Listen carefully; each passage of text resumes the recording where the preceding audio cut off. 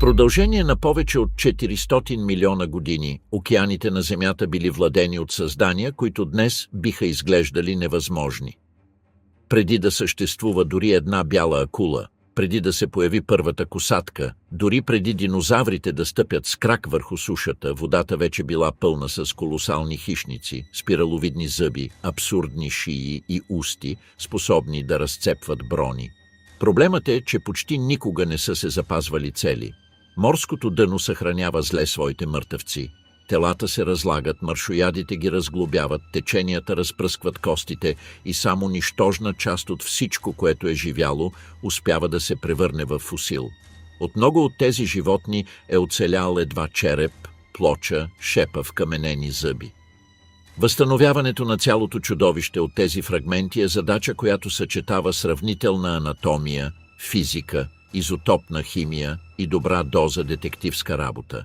И в повече от един случай възстановката продължава да бъде оспорвана десетилетия или дори векове след откриването на първата кост. Това са 12 от тези същества.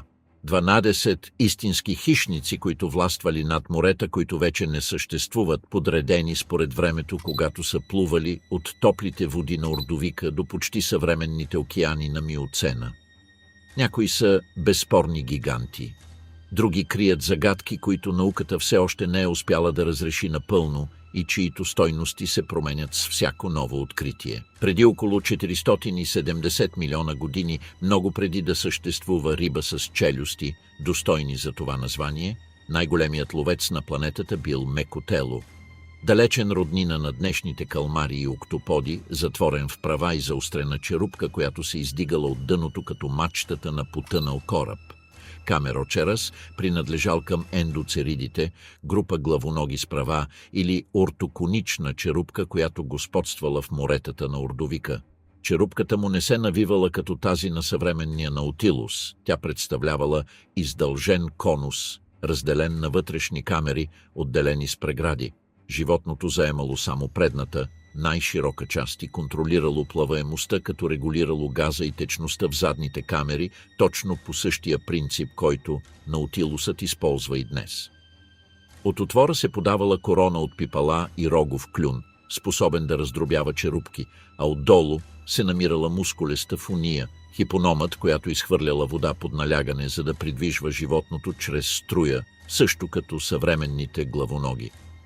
Тази архитектура с права черупка поставяла интересен физически проблем. Плаваща пръчка с дължина няколко метра има склонност да се накланя и да застава вертикално, ужасно положение за ловец, който трябва да се движи хоризонтално. Ендоцеридите решили това с елегантен трик.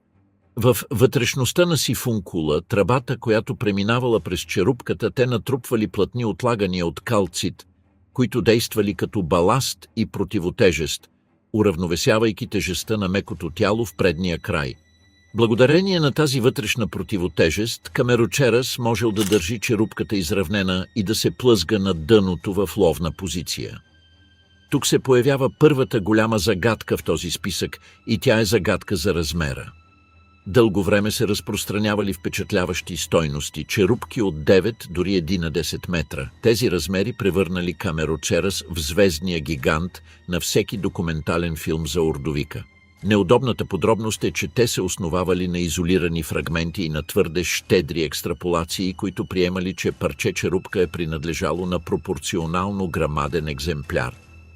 По-строгите анализи значително намалили тези амбиции. За много екземпляри черупка между 5 и 6 метра е много по-защитима оценка, а стойностите от 9 метра вероятно принадлежат повече на царството на легендата, отколкото на твърдите доказателства. Въпреки това 6 метра плаващ конус продължават да бъдат страховит звяр в свят, в който повечето животни не надвишавали размера на една ръка. Менюто му представлявало пълният каталог на ордовикската фауна. Бронирани трилобити, първите безчелюстни риби, други главоноги, може би някой евриптерит от онези, които започвали да се разнообразяват. Вероятно ловувал от засада, като бавно се плъзгал над дъното, улавял плячката си с пипалата и я разбивал с клюна. В океан без големи гръбначни хищници 6-метров конус нямал съперник. Той бил безспорно върхът на хранителната верига в продължение на милиони години. Неговата епоха съвпаднала с един от големите взривове на живот в историята на планетата, период, през който моретата се изпълнили с нови форми с зашеметяваща скорост, примитивни рифове, гори от криноиди, закрепени за дъното, рояци, трилобити и първите сложни морски общности. В този топъл свят, с много високо морско равнище и континенти, групирани в южното полукълбо, главоногите с права черупка заели ролята, която милиони години по-късно щели да поемат големите риби и морските влечуги. В продължение на почти 40 милиона години никой не оспорвал короната им. Камерочерас и неговите роднини били буквално първите големи върховни хищници, които животинският свят познавал. Тяхното господство обаче имало срок на годност. С разнообразяването на челюстните риби и превръщането им в по-бързи и пъргави животни, огромните главоноги с права черупка започнали да губят позиции. Дългата и твърда черупка, толкова полезна срещу бавна плячка, се превърнала в недостатък срещу бързи ловци. По-късните главоноги щели да проявят склонност да навиват черупката, придобивайки компактност и маневреност. Името камерочерас означава рог с камери, пряка препратка към онези вътрешни прегради, които му осигурявали плаваемост. И в известен смисъл именно тези камери го обричат на неяснота, тъй като мекото тяло почти никога не се фосилизира. Всичко, което се знае за животното, произлиза от черупката, а от счупена черупка е много трудно да се определи колко голям в действителност е бил нейният обитател. Първото чудовище в тази история е и първата загадка. Хищник, чиято репутация на гигант може би е нараснала повече в книгите, отколкото в морето. 60 милиона години след камерочерас през късния Девон се появило животно, което извело морското насилие на напълно ново равнище. Дунклеостеус терели нямал зъби. Имал остриета. Той бил плакодерм, представител на една от първите големи групи риби с истински челюсти. Плакодермите представляват решаваща глава в историята на гръбначните. Те били сред първите животни, развили подвижно съчленени челюсти и с тях поставили началото на начин на живот, който щял да промени океаните завинаги, този на хапането. Някои плакодерми дори предоставят най-древните доказателства за вътрешно оплождане и раждане на живи малки, с фосили, които запазват ембриони, свързани с нещо, което изглежда като пъп на връв. Дунклеостеус бил гигантът на тази новаторска линия. Главата и част от туловището му били покрити с дебели костни плочи. Вместо зъби, челюстите му завършвали с два чифта остри костни пластини, които се кръстосвали при затваряне като остриетата на градинарска ножица. Тези пластини се самозаточвали при всяко ухапване, като се триели една в друга, така че животното никога не губело остротата им. Резултатът бил една от най-мощните захапки, документирани някога при гръбначно животно. Изчисленията поставят силата върху върха на тези остриета на няколко хиляди нютона, достатъчна, за да разреже на две почти всяка плячка в неговата екосистема, включително други бронирани плакодерми и, според някои фосили, екземпляри от собствения му вид.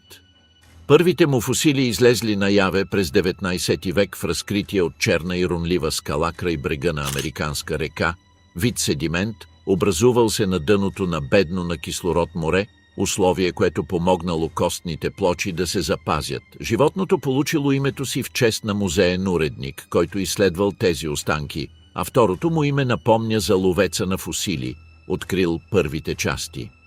От онези тъмни кости малко по малко се появил образът на хищник с бронирана глава, големи очи, защитени от костен пръстен и преди всичко с онази челюстна машина, способна да покосява еднакво лесно плът и броня. Механиката му на лов имала и допълнително усъвършенстване. Дунклеостеус можел да отвори устата си за частица от секундата, за около 1/50 от секундата според биомеханичните модели, създавайки засмукване, което увличало плячката навътре точно преди остриетата да я разсекат. Засмукващ удар и разрязване почти в един и същи миг, чрез механизъм от 4 съчленени лоста, който координирал отварянето на устата с движението на черепа. Открити са дори вкаменени маси от повърнати останки, топки от кости и плочи на други риби, които животното не успяло да смели, пряко доказателство за храната му и за това, че поглъщало голяма плячка, която след това частично повръщало. Нещо повече, някои плочи на Дунклеостеус показват следи и пробиви, които съответстват на остриетата на други Дунклеостеус, което сочи, че тези хищници са се нападали помежду си, може би спорейки за територия, може би хранейки се с по-млади представители на собствения си вид. Девонът е наречен епохата на рибите именно заради експлозията от бронирани форми, които го населявали. И в тази обстановка се разразила истинска надпревара в въоръжаването между все по-дебели брони и все по-мощни челюсти. Дунклеостеус представлява върхът на тази ескалация. Моментът, в който нападението надминало всяка налична защита. И все пак тук идва обратът, който разтърси съвременната палеонтология.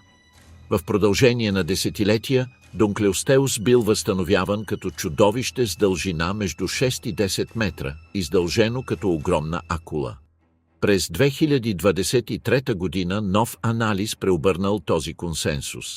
Използвайки метод, основан върху съотношението между размера на очната орбита и тялото, калибриран с огромен набор от данни за хиляди живи риби и други плакодерми, известни от цели скелети, изследването заключило, че Дунклеостеус в действителност достигал около 3 метра и половина при типичните възрастни и може би малко над 4 при най-големите екземпляри.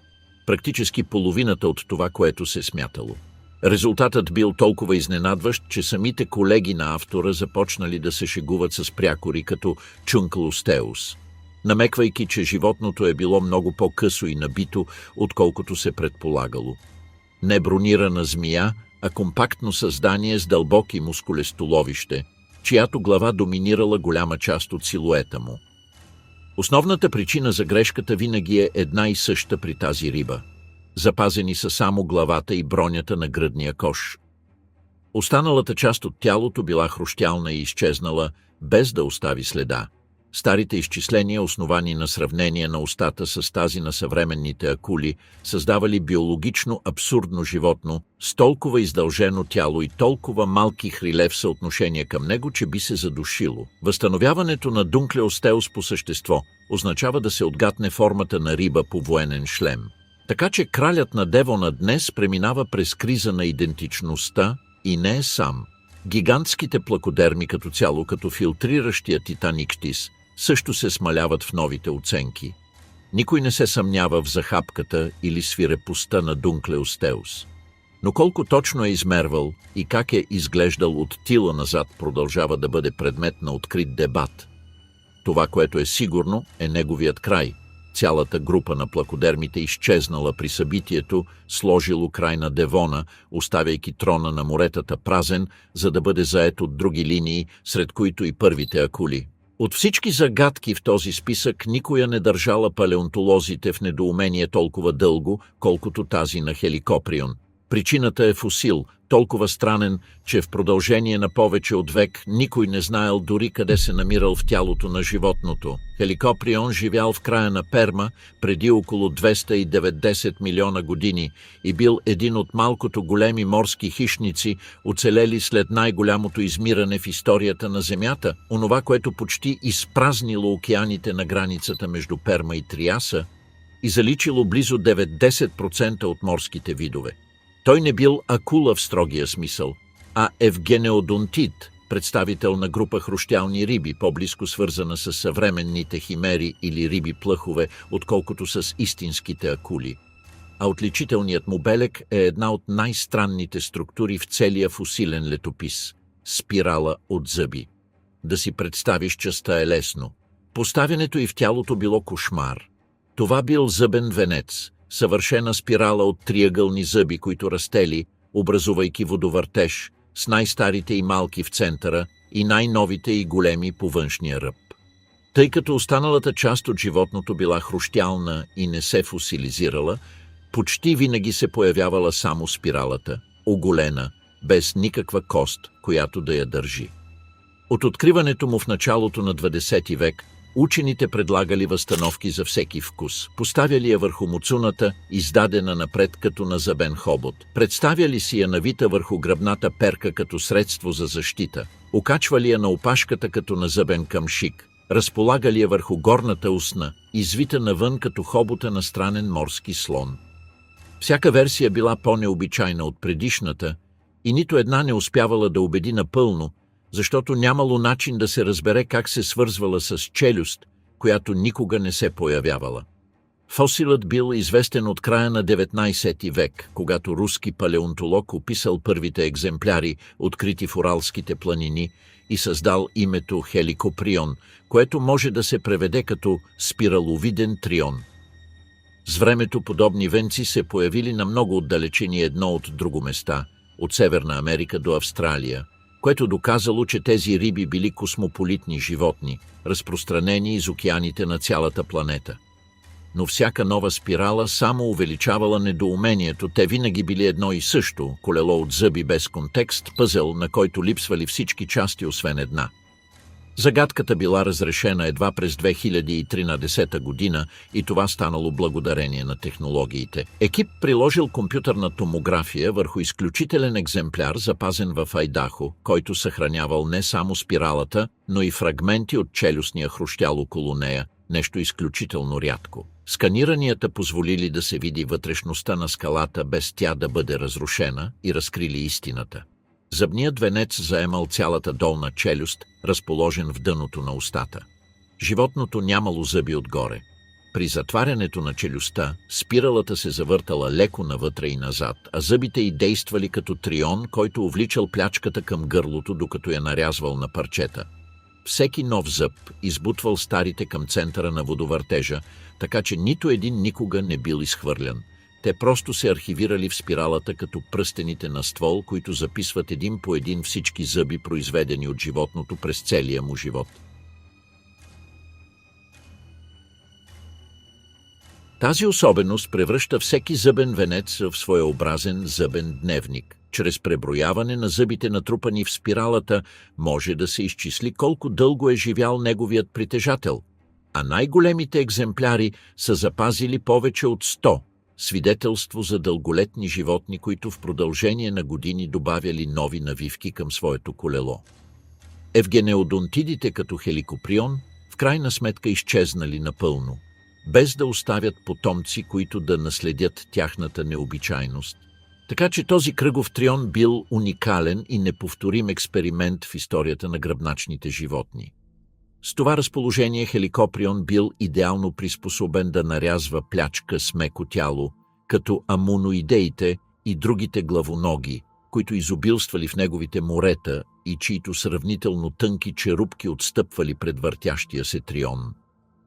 Оценките за размера му го поставят в широк диапазон от 4 до повече от 7 метра, като изчисленията за най-големите екземпляри го отвеждат значително по-далеч към размери, които биха съперничили на тези на голяма бяла акула, макар винаги с огромната граница на грешка, присъща на животно, от което почти единственото запазено нещо е зъбната система.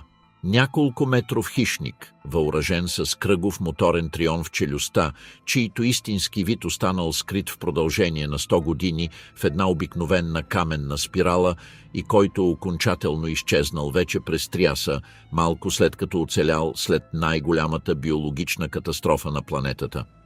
В моретата на Средния Триас, преди около 242 милиона години, плувало в лечугос анатомия, която в продължение на десетилетия изглеждала като шега на еволюцията. Танистрофеус имал шия, по-дълга от цялата останала част на тялото му, включително опашката. На тази стойност е трудно да се повярва. При най-големите екземпляри животното достигало около 6 метра обща дължина и от тези 6 метра приблизително половината се падали единствено на шията. Най-удивителното е как постигало такова удължение. Не с много прешлени, а само с 13, всеки чудовищно издължен, кух и подсилен с фини костни пръчици, които преминавали по цялата дължина на шията и придавали твърдост. Резултатът бил изключително дълга и изненадващо неподвижна структура, по-подобна на въдица, отколкото на гъвкав маркуч. Това влечуго принадлежало към архозавроморфите, големия клон, който с времето щял да даде начало на крокодилите, динозаврите и птиците, въпреки че Танистрофеус бил страничен експеримент силует, който еволюцията никога повече нямало да повтори. Самото му име означава дълъг прешлен и тези прешлени всъщност били причината за едно от най-големите обърквания при изследването му. Когато първите изолирани кости излезли наяве, тяхната издължена и куха форма толкова объркала изследователите, че някои стигнали до там да ги приемат за кости от крилата на летящо влечуго. Едва когато се появили по-пълни скелети, станало ясно, че тези огромни части не поддържали никаква мембрана във въздуха, а били част от шия, която се простирала твърдо и хоризонтално над повърхността на водата. По-голямата част от известното за него произхожда от изключително находище на Монте Сан Джорджо, на границата между Швейцария и Италия, днес обявено за обект на световното наследство заради богатството и качеството на своите морски фосили от Триаса. Там, в някогашна тропическа лагуна с топли води, били погребани многобройни екземпляри, които позволили това невъзможно влечуго да бъде изследвано с необичайно големи подробности. Дълго време тази невъзможна шия подхранвала ожесточен спор. Живеело ли е на сушата, като се надвесвало от брега, за да лови риба във водата? Или било напълно водно животно, което използвало шията, за да приближава главата си до плячката, без да движи издаващото го тяло? Твърдостта на шията сякаш изключвала бързи движения, което правило още по-трудно да си представим как е ловувало, без да подплаши всичко, което плувало наблизо. Два скорошни напредъка разрешили голяма част от спора. От една страна, подробният анализ на черепа чрез сканирания с висока резолюция, които позволили да бъде възстановена смачка на глава от нейните фрагменти, показал, че ноздрите се отваряли в горната част на муцуната и че зъбите били конични и преплетени, идеални за улавяне на хлъзгави риби и калмари. Тази комбинация убедително сочи към воден начин на живот. Хищник от засада, който стоял неподвижен, може би частично потопен, и изстрелвал главата в края на тази огромна шия към пасаж от плячка, преди тя да забележи присъствието на тялото, разположено на няколко метра назад. Така самата дължина на шията се превръща в оръжие за прикритост. Главата атакува, преди плячката да успее да я свърже с опасността. От друга страна, била разрешена и една паралелна загадка. В продължение на години съществували два размера на Танистрофеус, един голям и един малък, и се приемало, че малките били просто млади екземпляри на големите. Изследването на микроструктурата на костите, която разкрива линии на растеж, подобни на пръстените на дърво, доказало обратното. Малките екземпляри били напълно зрели възрастни животни от различен вид, т.е. имало два вида с невъзможни шии, споделящи едно и също местообитание, единият с дължина около 6 метра, който ловувал по-големи риби и главоноги, а другият с дължина метър и половина, чието зъби с няколко върха сочат към хранене с малки, ръкообразни и безгръбначни с меки черупки. Двата вида си разпределяли ресурсите на лагуната, за да не се конкурират. Като последен щрих към неговата необичайност има данни, че Танистрофеус можел да откъсва част от опашката си, за да избяга от хищник, точно както правят някои съвременни гущери. Най-абсурдната шия на Триаса всъщност се оказала две абсурдни шии, съществуващи едновременно в едно и също море върху тела, способни да пожертват опашката си, за да спасят живота си. В края на Триаса, преди около 202 милиона години, в моретата, покривали територията на днешна Англия, плувало животно, чийто мащаб се доближава до границата на позволеното от биологията. А необикновеното е, че науката го познала официално едва през 2024 година. Ихтиотитан северненсис бил ихтиозавър, един от онези рибообразни гущери с хидродинамично тяло, въздушно дишане и силует, изненадващо подобен на този на делфин, които господствали в мезозойските океани повече от 100 милиона години. Ихтиозаврите били влечуги, които се върнали изцяло в морето, до такава степен, че раждали малките си във водата и развили толкова ефективна форма на тялото, че много от тях напомнят на съвременните китоподобни христоматиен пример за конвергентна еволюция. Но ихтиотитан не бил обикновен ихтиозавър. Оценките го поставят на около 25 метра дължина, стойност, която го превръща в най-сериозния кандидат за титлата на най-голямото морско влечуго, описвано някога, с размери, съперничещи на тези на синия кит, най-голямото животно, съществуващо днес. Историята на откриването му е също толкова забележителна, колкото самото животно. Всичко започнало през 2016 година, когато любител-колекционер открил на плаж в Съмърсет фрагмент от гигантска челюст, издължена кост, която след сглобяването надвишавала 1 метър дължина. През 2020 година в същия регион двама любители на фосилите, Джастин Рейнолдс и неговата дъщеря Руби, едва 11-годишна, открили второ парче челюст от същия тип. Докато проучвали какво би могло да бъде, попаднали на по-ранна научна статия за подобна кост и се свързали с нейния автор. Сравнението потвърдило, че фрагментите принадлежали на същия колосален вид, а бащата и дъщерята в крайна сметка били посочени като съавтори на изследването, което го описало и наименувало през 2024 година. Името означава рибен титан от Северн, в препратка към естуара, където била открита една от костите. Същата работа позволила да бъдат преосмислени загадъчни гигантски кости, открити преди десетилетия в Аустклиф, които години наред били погрешно приписвани на сухоземни динозаври, а в действителност също принадлежали на тези огромни ихтиозаври. Тук се появява подробността, която умножава усещането за главозамайване. Всичко, което се знае за животното, са тези фрагменти от челюст, по-конкретно кости, наречени сурангуларни, които надвишавали 2 метра дължина при най-пълния екземпляр. Анализът на вътрешната микроструктура на една от тях разкрил нещо объркващо. Индивидът все още растял, когато умрял. С други думи, 25 метра не били непременно пределът. Тези гиганти може ли да бъдат още по-големи и не се знае сколко. Костта показвала и особен модел на растеж, различен от този на други влечуги, особеност, която вече била наблюдавана в изолирани фрагменти от други гигантски ихтиозаври и която предполага нетипичен начин за изграждане на такива челюсти.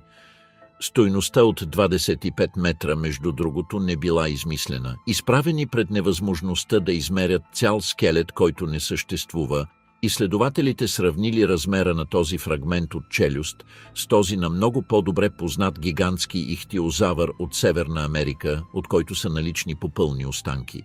Като изчислили каква част от черепа представлявала откритата кост и приложили това съотношение към британското животно, получената дължина достигнала почти 25 метра.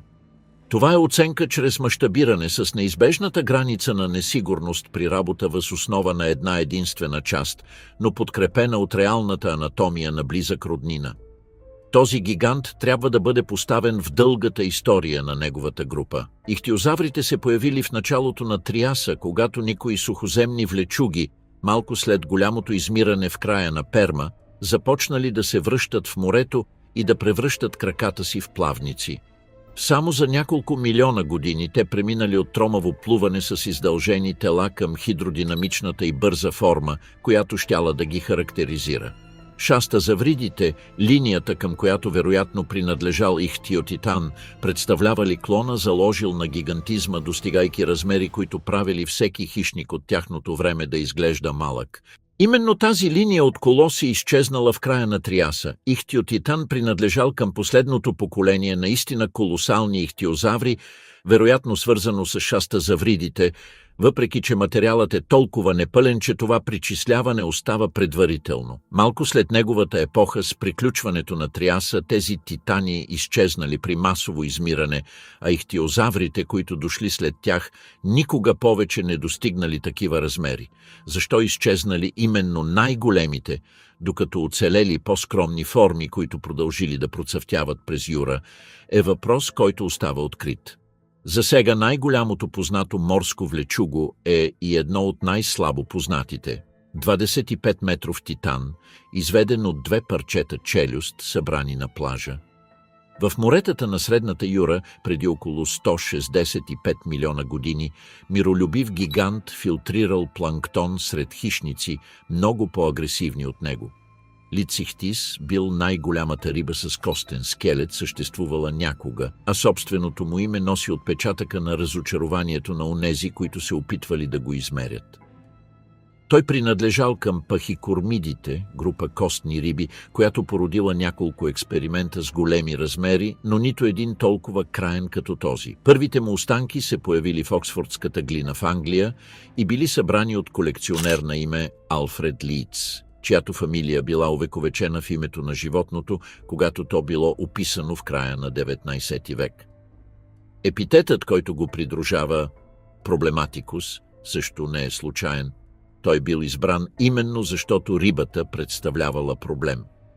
Трудността се състояла в нейния скелет. Голяма част от него била хрущялна, а костите му, когато се появявали, били сплескани, непълни и разпръснати, без да оставят цял екземпляр, който да позволи окончателно да се установи колко е измервал. Фусилите се раздробявали лесно и самите колекционери от 19 век давали на тези трудни за тълкуване костни маси не особено ласкави прозвища. В продължение на години оценките се колебаели драстично. Някои говорили за 9 метра, други изстрелвали стойностите до 27. Разногласието не било маловажно, тъй като разделяло една голяма риба от истински левиатан. Съвременните анализи, основани на изследването на темповете на растеж, отразени в определени кости, които натрупват слоеве година след година, значително стесниха диапазона. Най-големият известен екземпляр вероятно е достигал около 16 метра и половина, докато типичните индивиди са били с дължина между 9 и 16 метра. Същите тези растежни пръстени показват, че Лицихтис растял бързо през първите си години и че му били необходими десетилетия, за да достигне максималния си размер. Въпреки че са открити останки от десетки индивиди, разпръснати из Европа и отвъд нея, нито един не представлява цял и съчленен скелет. Образът на животното е бил изграждан част по част, чрез комбиниране на фрагменти от множество различни екземпляри, което обяснява защо определенето на размера му с известна сигурност отнело толкова дълго време.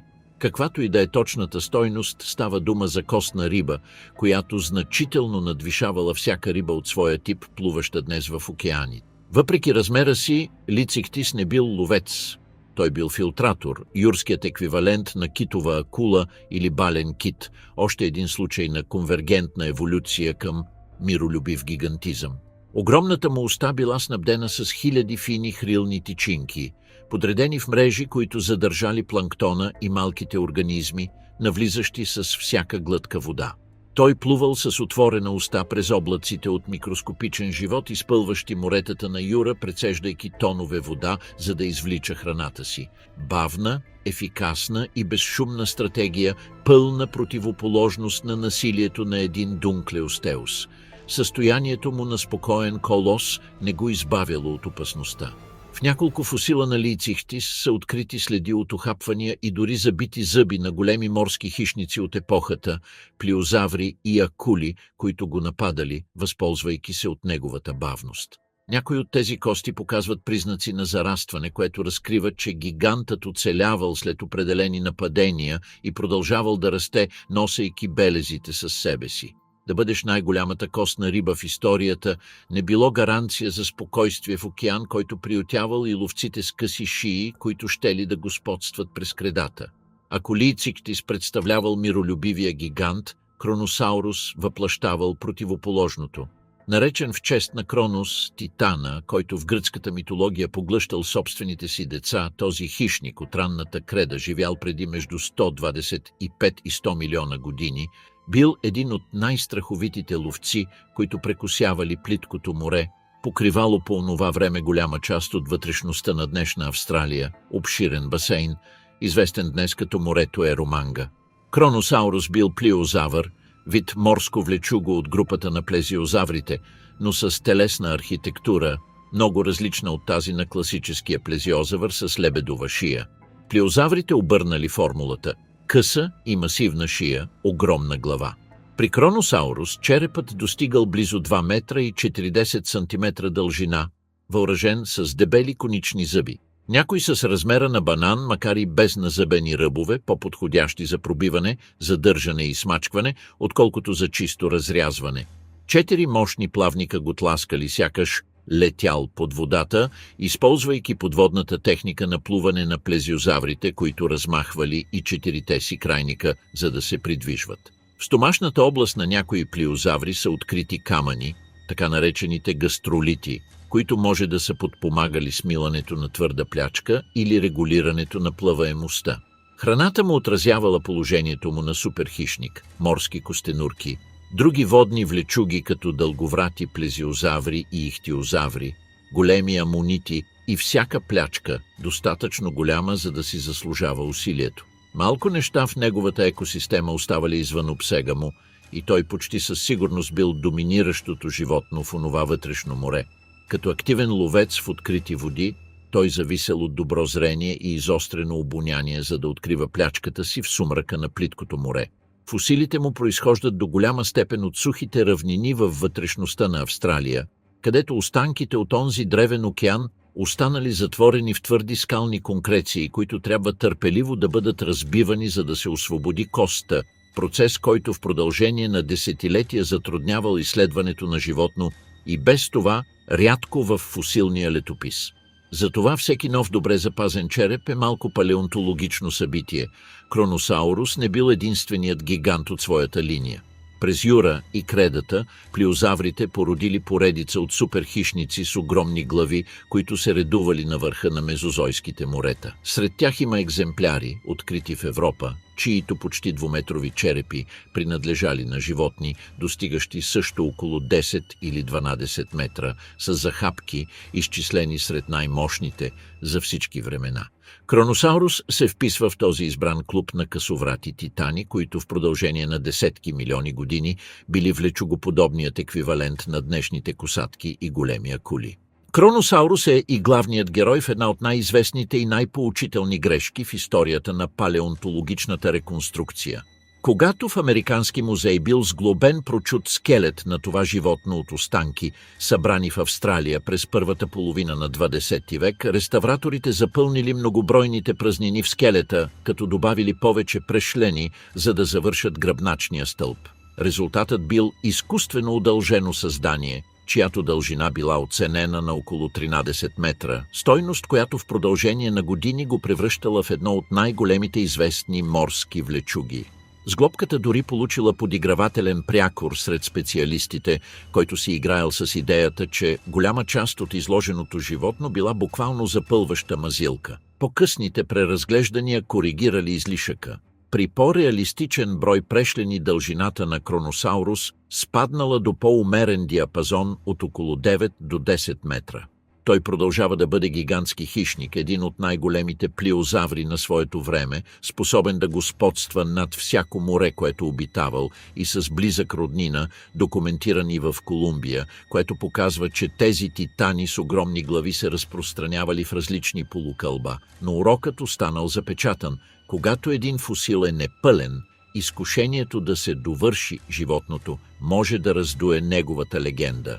Подобно на Камерочерас, подобно на Дунклеостеус, Кроносаурус напомня, че размерът на едно чудовище зависи както от неговите кости, така и от решенията на онези, които ги сглобяват. Някои фосили разказват история. Много малко улавят точния миг на смърт, настъпила преди десетки милиони години. Ксифактинус аудакс оставил един от най-прочутите примери в целия фосилен летопис и затова този хищник от късната креда е невъзможно да бъде забравен. Ксифактинус бил огромна хищна костна риба, която патрулирала западното вътрешно море, големия морски път, който преди между 166 милиона години разделял Северна Америка на две, свързвайки Мексиканския залив с Северния ледовит океан. Това топло и плитко море гъмжало от живот. Акули, плезиозаври, гигантски морски влечуги, наречени музазаври, гмуркащи се птици и безкрайни пасажи от риби. Голяма част от известното за тази риба и за цялата фауна на онова море произхожда от изключително находище. Дебелите пластове бяла креда, които днес излизат на повърхността в Канзас, образувани от бавното натрупване на микроскопични останки по морското дъно в продължение на милиони години. Тази фина и мека скала запазила цели скелети с удивителни подробности и от 19 век привличала експедиции от ловци на фосили, които извадили наяве мозазаври, плезиозаври, морски птици и гигантски риби, сред които и самия Ксифактинус, описан официално от естествоизпитател от онази пионерска епоха. В тази среда Ксифактинус бил сред най-бързите ловци, достигал между 4 метра и половина и 6 метра дължина, с издължено и мускулесто тяло, изпъкнала и насочена нагоре долна челюст, която му придавала вид на булдог, и редица дълги и остри като игли зъби. Той бил бърз и ненаситен пловец, способен да преследва и поглъща едра плячка с една единствена хапка и дори да изкача от водата в преследване на жертвите си. И този апетит се превърнал в присъда поне за един индивид. Фусилът, който го направил легендарен, известен популярно като рибата в рибата, бил открит в Канзас от член на прочутото семейство Щернберг, род ловци на фусили, който извадил наяве някой от най-впечатляващите екземпляри от северноамериканската креда. Находката показва Сифактинус с дължина около 4 метра, с друга риба с дължина почти 2 метра, от род, наречен Гиликус, съвършено запазена в телесната му кухина. Хищникът бил погълнал жертвата си цяла малко преди да умре. Тълкуванията сочат, че плячката, твърде голяма и все още жива вътре в ловеца, може да е увредила вътрешните му органи, докато се борела, убивайки Сифактинус почти незабавно. Хищникът и плячката били погребани заедно и се фосилизирали в смъртоносна прегръдка, оцеляла десетки милиони години, сцена толкова нагледна, че се е превърнала в един от емблематичните образи на палеонтологията. Стойността на този фосил надхвърля зрелищността. Той е моментна снимка на поведение, замръзнала сцена, която потвърждава от първа ръка с какво се хранил Сифактинус, как го ловувал и каква била слабостта му, амбицията да поглъща плячка на границата на онова, с което тялото му можело да се справи. И това не е единствен случай. Известни са и други екземпляри на Сифактинус с едра плячка във вътрешността им, което потвърждава, че поглъщането на големи животни наведнъж било обичайният му начин на хранене, с риска, който това предполагало. Онова море функционирало като безпощадна верига на хищничество, в която почти всеки ловец на свой ред бил плячка на нещо по-голямо. Ксифактинус преследвал по-малки риби и вероятно улавял и гмуркащите се птици, които се спускали от повърхността в търсене на храна. Но самият той фигурирал в менюто на по-висше стоящи хищници, като големите акули и най-вече мозазаврите, морски влечуги с дължина няколко метра, които господствали в горната част на тази екосистема. Така че в онова море положението на страховит ловец не гарантирало оцеляването на никого. Хищникът в един момент можел да се превърне в храна в следващия. Повечето чудовища в този списък са възстановени от изолирани кости и заключения. Ксифактинус, напротив, оставил физическото доказателство за последната си грешка, затворено в собствените му ребра. Не всички морски гиганти от миналото били ловци с огромни зъби. В същото западно вътрешно море, където патрулирал Сифактинус, преди около 75 милиона години спокойно гребяла най-голямата морска костенурка, съществувала някога. Архелон Иширос достигал около 4 метра дължина, с подобен размах между върховете на предните си плавници и можел да тежи повече от 2 тона. В сравнение с най-голямата съвременна морска костенурка, кожестата костенурка, Архелон я надвишавал повече от 2 пъти. Поставен до съвременно превозно средство, той го превъзхождал по размер. Бил, просто казано, костенурка в колосален мащаб. Принадлежал към протостегидите, семейство гигантски морски костенурки, днес напълно изчезнало, което достигнало размери, каквито никоя костенурка никога повече нямало да достигне. Точното му положение в родословното дърво на костенурките все още се обсъжда. Някои анализи ги свързват тясно с съвременните кожести костенурки, с които споделят тази кожа вместо твърда броня, докато други ги поставят като по-древен и отделен клон, който би развил независимо този лек панцир. Първият от тези гиганти бил описан в края на 19 век, а един от най-пълните и възхищавани екземпляри, изложен повече от век в Европейски музей, продължава да бъде задължителна отправна точка за всеки, който изучава тези животни. Анатомията му имала забележителна разлика спрямо костенурките с твърд панцир. Архелон нямал масивен и затворен костен щит, а конструкция от издължени ребра и костни греди, покрита с кожеста обвивка, по-лек и гъвкав панцир, който намалявал теглото и улеснявал живота в открито море, устройство, много подобно на това на съвременната кожеста костенурка. Този олекотен скелет бил приспособление за пелагичен живот, за дълги преходи с плуване далеч от брега. Компромисът обаче бил ясен. В замяна на лекота и ефикасност, Архелон се отказвал от защитата на твърда броня. В море патрулирано от едри акули и многометрови мозазаври, способни да чупят кости с челюстите си. Подобно анатомично решение можело да се запази само ако животното достигало толкова големи размери, че малко хищници да могат да се справят с него. Размерът при Архелон не бил просто любопитна особеност, той бил основната му защита. Главата му завършвала с остър и мощен клюн, по-подходящ за смачкване на плячка с меко тяло, отколкото за разкъсване на месо. Вероятно се хранел с мекотели, медузи, калмари и амонити, които изобилствали в тези води, въпреки че здравата му челюст подсказва, че при необходимост можел да чупи и твърди черупки. Един от най-известните екземпляри на Архелон, изключително цял индивид, открит в Южна Дакота, пази интригуваща подробност – липсва част от задния му плавник. Най-разпространеното тълкуване приписва усъкътяването на ухапване от акула или друг голям хищник – рана, която животното би трябвало да е преживяло, тъй като костта показва признаци на зарастване. И същият този индивид подхранва друга загадка. Изследването на костите му подсказва, че той може да е достигнал много напреднала възраст, вероятно близо до 1 век, което повдига въпроси за дълголетието на тези животни, черта, която проявяват и съвременните костенурки, и за причината, поради която са достигнали такива размери. Както се случва с съвременните морски костенурки, в естествената му история остават важни празнини. Не се знае със сигурност дали Архелон излизал на сушата, за да снася яйца, както правят морските костенурки днес, или огромният му размер и олекотеният му скелет правили почти невъзможно извличането на това тяло извън водата. Липсата на ясни фосили от снасяния на яйца или от малки оставя въпроса открит.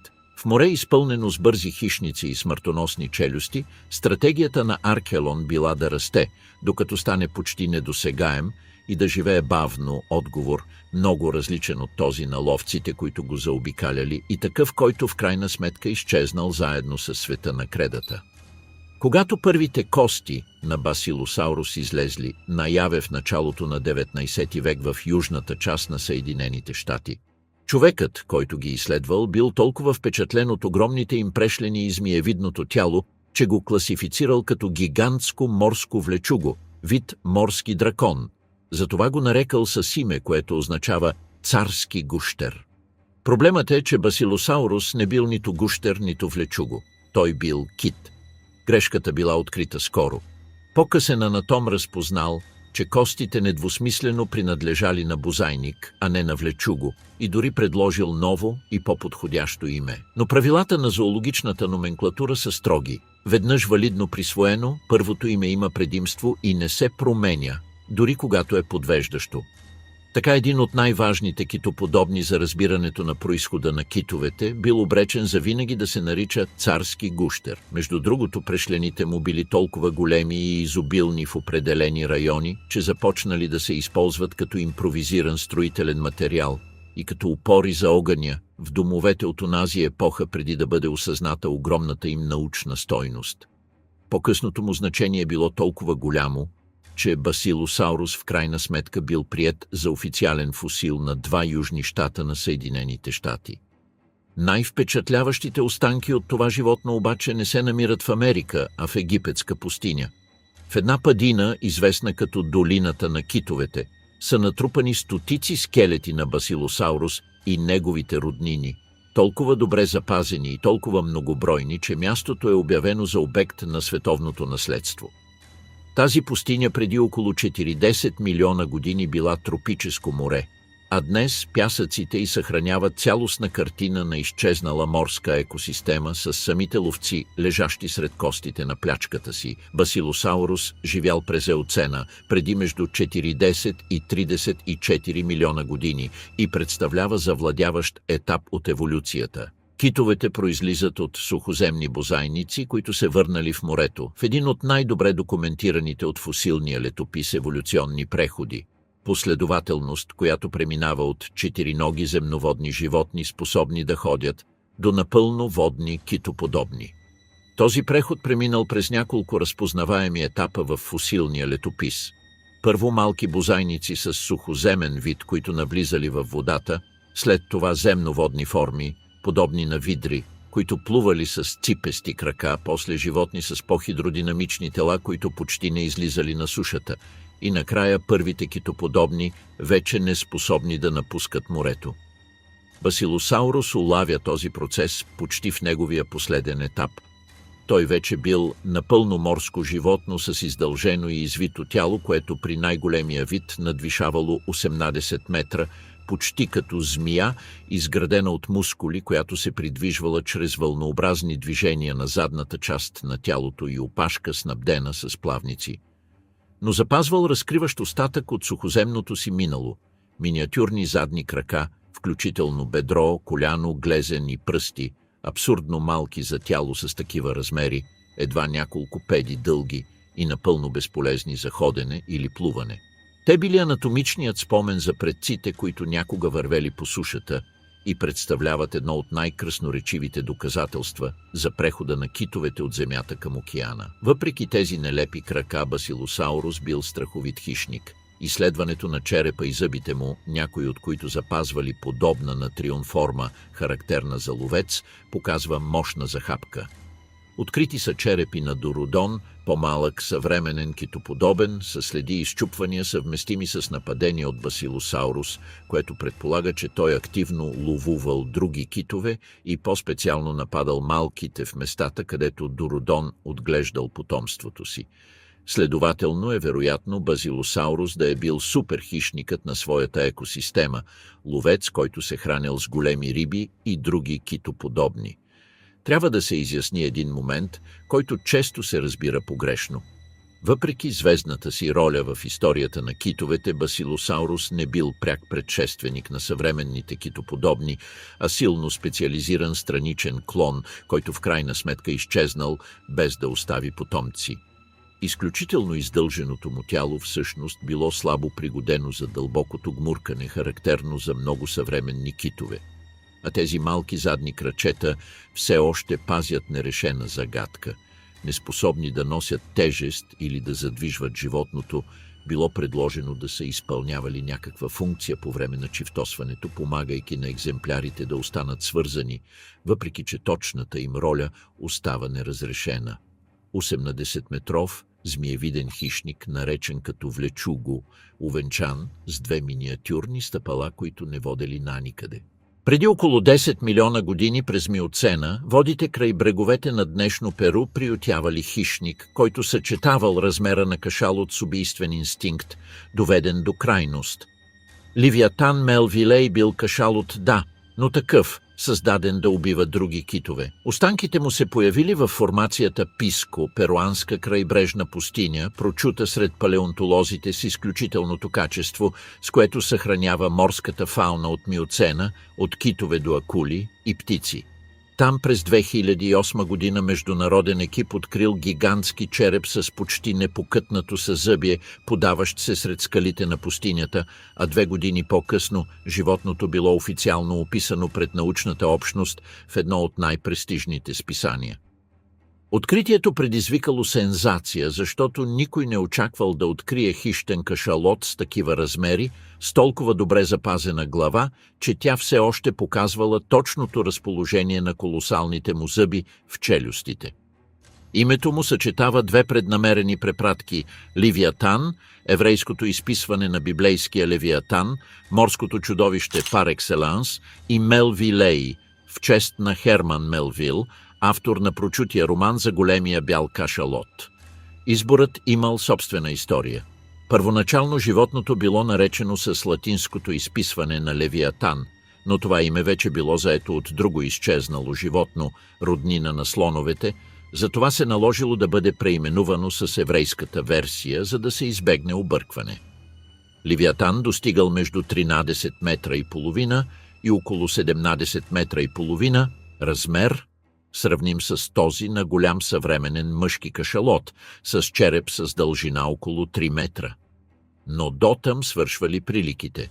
Съвременният кашалот няма функционални зъби в горната челюст и се храни, като всмуква калмари в дълбините по време на продължителни и безшумни гмуркания. Левиатан бил точно обратното. Имал огромни и функционални зъби и в двете челюсти, някои с дължина над 36 см и диаметър 12, смятани за най-големите захапващи зъби, на което и да е познато животно, ако не се броят бивните. Здравите му челюсти, с силно развити захапващи мускули и вътрешни костни укрепвания, действащи като подпори, генерирали сила, описвана като най-мощната захапка, документирана някога. С такъв арсенал той не преследвал дребна плячка и не се спускал в дълбините. Ловувал в повърхностни води средноголеми китове с дължина между 7 и 10 метра, откъсвайки от тях късове при преки атаки, поведение, по-подобно на това на гигантска косатка, отколкото на спокойния съвременен кашалот. Левиатан не бил единственият от своя вид. Той бил част от група хищни кашалоти, така наречените макрорапториални кашалоти, която включвала няколко по-малки роднини със същата стратегия да хапят едра плячка и които споделяли океаните на Миоцена.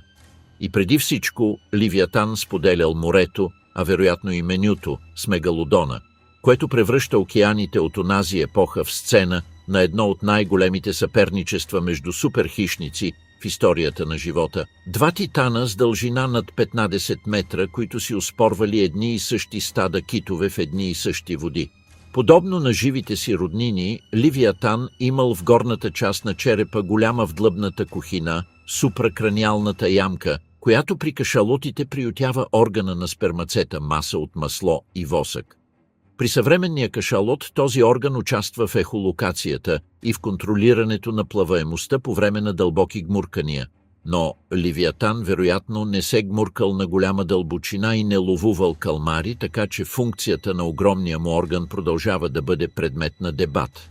Предполага се, че той може да е служил за излъчване и фокусиране на звук, помагайки му да открива плячка или дори като таран за удряне на жертвите му или на други съперничещи мъжки в битки за територия или женски. Към тази загадка се прибавя и друга, по-основна. Почти всичко, което се знае за Левиатан, произхожда от един единствен череп. Един от най-колосалните ловци на всички времена е познат по същество от една единствена фосилизирана глава. И въпреки това гигантски зъби, приписвани на това животно или на много близки негови роднини, са открити на толкова отдалечени места като Чили, Аржентина, Южна Африка и Австралия, което предполага, че тези хищни кашалоти били разпространени в голяма част от южното полукълбо и че може би някаква родствена форма се е запазила по-дълго, отколкото показва перуанският череп. По-късният му упадък, вероятно свързан с промените в популациите на китовете, от които зависел, и с охлаждането на моретата, остава също толкова слабо документиран, колкото и голяма част от неговата анатомия.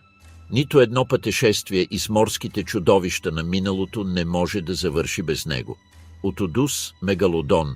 Мегалодонът, чието име буквално означава голям зъб, е най-голямата макрохищна акула.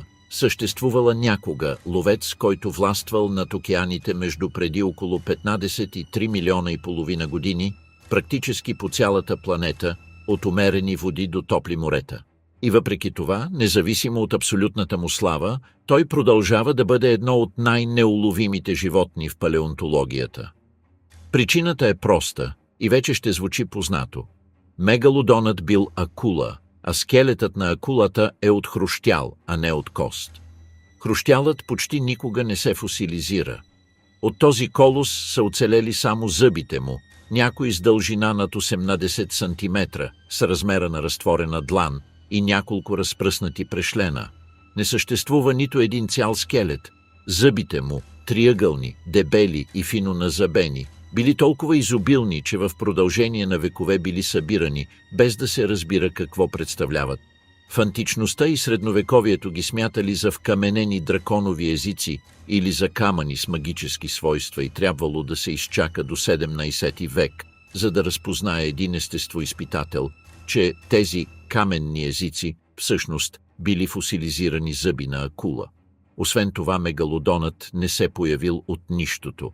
Той произлизал от древна линия на големи акули, която увеличавала размерите си в продължение на милиони години, докато достигнала своя връх в този гигант. Този произход подхранил едно широко разпространено объркване, според което мегалодонът бил пряк предшественик на съвременната бяла акула. Реалността е друга. Те принадлежали към различни линии, които еволюирали по-отделно. Бялата акула произлиза от група, свързана с съвременните акули мако, докато мегалодонът бил част от различно семейство, това на мегатутът или мегазъбите. Повърхностната им прилика е още един случай на конвергентна еволюция, а не на близко родство, и същият спор за това към коя група трябва да бъде отнесен обяснява защо научното му име през годините се е колебаело между различни родове. Именно защото почти никога не се запазва нищо друго, освен зъбите, голяма част от оценките за размера са изградени въз основа на тези части. В продължение на десетилетия, палеонтолозите измервали височината на короната на зъб от мегалодон и я въвеждали във формули, калибрирани с съвременни бели акули, при които съществува известна връзка между размера на зъба и дължината на тялото. Този метод позволил да се предложат класическите стойности от 15 или 16 метра, но имал основна слабост. Приемал, че мегалодонът бил изграден като оголемена бяла акула. Последните изследвания, които най-после използват прешлени и сравнения с други гигантски морски животни, започнали да коригират това отклонение, а с него и самия силует на чудовището. Всичко, което се смята за известно за неговия размер и форма, по същество е възстановка от зъби и отделни части от гръбначния стълб, и това обяснява защо през последните години образът на мегалодона преживява истинска революция. В продължение на десетилетия той бил възстановяван като гигантска версия на съвременната бяла акула, здрава и масивна, просто защото бялата акула била най-голямата жива хищна акула, достъпна за сравнение. Последни изследвания, публикувани между 2024 и 2025 година, въз основа на анализа на частичен гръбначен стълб, открит в Белгия и сравнен с още по-голям прешлен от Дания, преобърнали тази представа. От една страна, те повишават максималната оценена дължина до около 24 метра и тегло близо 94 тона, стойности надвишаващи предполаганото. От друга страна, и това е най-забележителното, заключават, че тялото му не било набито като това на бяла акула, а стройно и издължено, по-близко по пропорции до лимонова акула. Причината е чисто физическа. Прекалено масивното тяло става енергийно неустойчиво над определен размер, а известните прешлени не биха могли да поддържат толкова дълго животно с телосложението на гигантска бяла акула, тъй като собственото тегло би застрашило гръбначния стълб. Според тази представа, мегалодонът се плъзгал през водата с по-стилизиран и ефективен силует, способен да плува с умерена крейсерска скорост и да запазва ускоренията си за момента на нападението. Анализът на прешлените му предоставя и ужасяващи данни за ранните му етапи. Малките на мегалодона се раждали вече с дължина между 3 метра и половина и почти 4, т.е. по-големи от възрастна бяла акула. И подобно на живите си роднини, вероятно практикували форма на вътреутробен канибализъм, при която по-развитите ембриони се хранели с неоплодените яйца, а дори и със своите братя и сестри вътре в майката. Те се раждали вече практически като хищници с пълен размер. Освен това са идентифицирани крайбрежни райони, които служили като развъдници, топли и защитени води. където младите екземпляри растели на сигурно място преди да излязат в открито море. Друга линия на изследване, основана на химията на зъбите им, предполага, че мегалодонът поддържал тялото си по-топло от околната вода, частична форма на топлокръвност, която му давала мускулна мощ, но също изисквала огромен прием на храна. Храната му се състояла от китовете, тюлените, делфините и големите риби на неговата епоха, плячка, за която оставил доказателства под формата на кости на китоподобни с огромни следи от ухапвания. А изчезването му преди около 3 милиона и половина години съдържа последната голяма загадка в този списък. Защо най-голямата акула в историята изчезнала, докато много по-малката бяла акула оцеляла до днес? Хипотезите се натрупват без окончателна присъда. Глобалното охлаждане на океаните, което намалило топлите води, необходими за малките му, и оскъпило поддържането на толкова голямо и полутопло тяло. Конкуренцията с по-малки и пъргави хищници, включително самата бяла акула, която се появила точно по онова време и оспорвала плячката и развъдниците му, спадът на популациите на китове, от които зависел, и дълбоките промени в морските течения, които реорганизирали екосистемите. Вероятно причината била комбинация от всички тези фактори.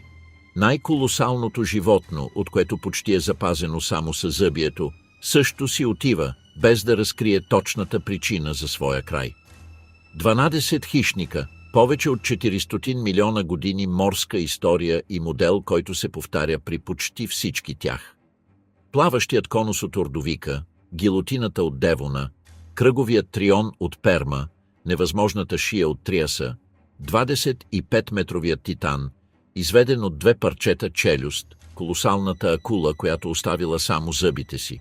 Отново и отново морето предоставяло тези гиганти в непълен вид, а истинският им размер, формата им или причината за изчезването им оставали заключени в областта на хипотезата. И тази несигурност не е недостатък на историята, а най-живата й част. Всяко ново находище пренаписва стойностите. Мегалодонът отслабва и се удължава, Дунклеостеус се смалява наполовина, анонимен ихтиозавър внезапно се превръща в най-голямото познато морско влечуго благодарение на случайното откритие на 2 любители на плажа, а череп, изровен в перуанска пустиня, разкрива кит, който ловувал китове.